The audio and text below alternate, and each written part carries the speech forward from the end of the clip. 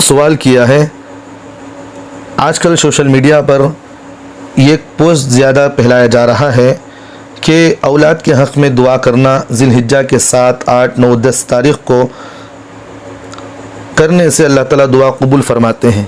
کیونکہ ان دنوں میں حضرت ابراہیم علیہ السلام نے اپنی اولاد کے حق میں دعا مانگی تھی، اس لیے ہمیں بھی کرنا چاہیے۔ کیا اس طرح کی کہیں قرآن حدیث میں اجازت ہے؟ جواب دے عین نوازش ہوگی۔ جواباً اس کا عرض یہ ہے، دیکھیے قرآن و حدیث سے معلوم ہوتا ہے کہ ذی الحجہ کا پہلا عشرہ بڑی فضیلت رکھتا ہے۔ اس میں نیک اعمال کا اجر و ثواب دیگر دنوں کے بنسبت بہت زیادہ بڑا ہوا ہے، اور اللہ تعالیٰ کو عشرے میں اس ذی الحجہ کے 10 دنوں میں کیے گئے نیک اعمال بہت زیادہ پسند ہیں، اس لیے اس میں نماز، روزے، صدقات اور دعاؤں کا اہتمام جس قدر ہو سکے کرنا چاہیے۔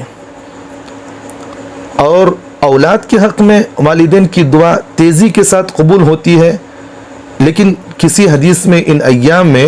اولاد کے حق میں دعا کرنے کا حکم یا ترغیب وارد نہیں ہوا ہے۔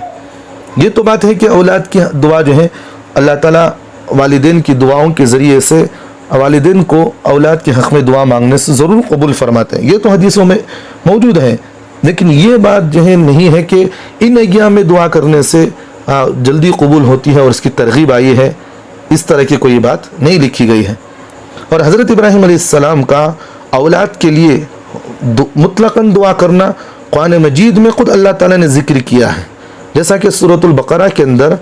اللہ نے بیان فرمایا کہ حضرت ابراہیم علیہ السلام نے دعا فرمایا، ربنا وجعلنا مسلمین لک ومن ذریتنا امۃ مسلمۃ لک وارنا مناسکنا وتب علینا انک انت التواب الرحیم ربنا وبعث فیہم رسولا منہم یتلو علیہم آیاتک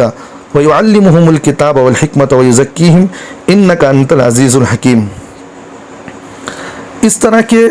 دعا اللہ تعالیٰ نے ابراہیم علیہ السلام کے جو کیے تھے وہ قرآن مجید میں اللہ نے ذکر کیا ہے، لیکن اس میں کسی مخصوص تاریخ، دن ہے یا اوقات کا اللہ نے تذکرہ نہیں کیا، اس لیے اولاد کے حق میں دعا کو کسی مخصوص دن یا تاریخ یا وقت کے ساتھ متعین کرنا یہ درست نہیں ہے۔ اور جو سوشل میڈیا پر آج کل جو تحریریں چل رہی ہیں یہ خود ان کی خود ساختہ ہیں اور یہ ان کی پیداوار ہیں، اس سے کوئی حقیقت نہیں ہے۔ اس سے زیادہ جو آپ کے سامنے جو تحریریں آتی ہیں اس طرح کی، آپ پہلے ان تمام کو علماء کے سامنے بیان کریں اور علماء کے سامنے جو ہے پوچھ لیا کریں تاکہ ان میں آپ کے لیے آسانیاں ہوں۔ اگر آپ ان کو بغیر تحقیق کے آگے بڑھا دیتے ہیں تو خود بھی آپ گمراہ ہو سکتے ہیں، گمراہ ہوں گے اور دوسروں کو بھی گمراہ کریں گے، تو اس لیے اس طرح کی تحریریں آگے نہ بڑھائیں۔ حدیث پاک کے اندر اللہ کے رسول صلی اللہ علیہ وسلم نے فرمایا، آدمی کو جھوٹا ہونے کے لیے صرف اتنا ہی کافی ہے کہ ہر سنی سنائی باتوں کو لوگوں کے سامنے بیان کر دے۔ تو اس لیے جو تحریر آپ نے مجھے بھیجی ہے، یہ جو 7، 8، 9، 10 تاریخ میں اولاد کے حق میں دعا کرنے کے سلسلے میں یہ کوئی قرآن حدیث سے کہیں ثابت نہیں ہے، یہ خود سوشل میڈیا کی پیداوار ہے، اور اس کا